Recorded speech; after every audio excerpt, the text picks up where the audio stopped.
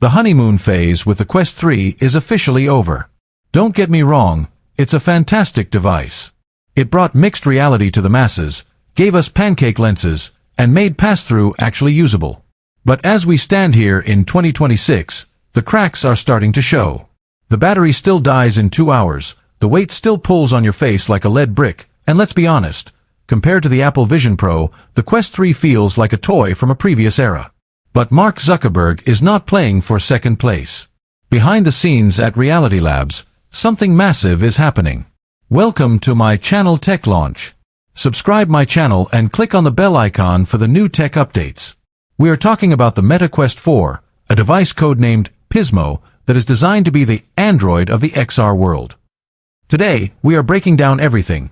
The 4K microOLED displays that will destroy the screen door effect forever, the move to a tethered battery puck to fix the weight problem, and the secret weapon, a neural wristband that reads your mind to control the UI.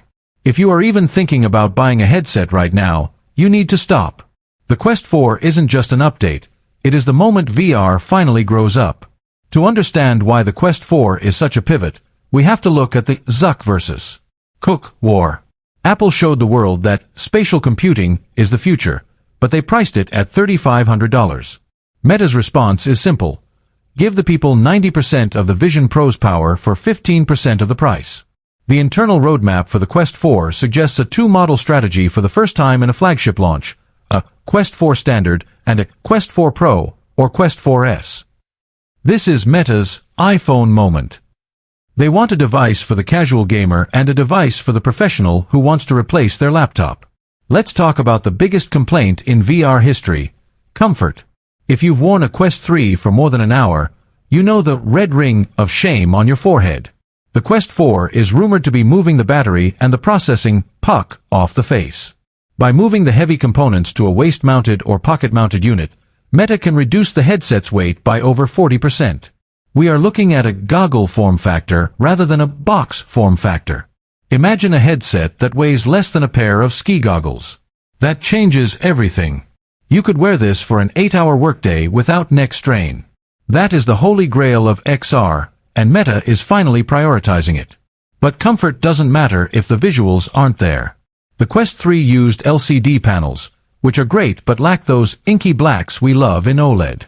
The Quest 4 is moving to microOLED. This is the same tech found in the Vision Pro. We're talking about 4K resolution per eye. At that density, the human eye can no longer distinguish individual pixels. Text becomes as sharp as a physical book.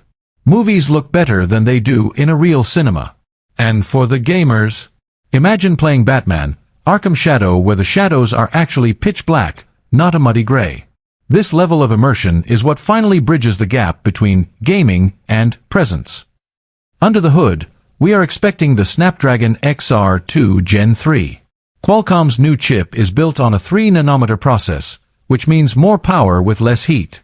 But the real story is the AI. Meta is integrating Meta AI 2.0 directly into the OS. The Quest 4 won't just see your room, it will understand it.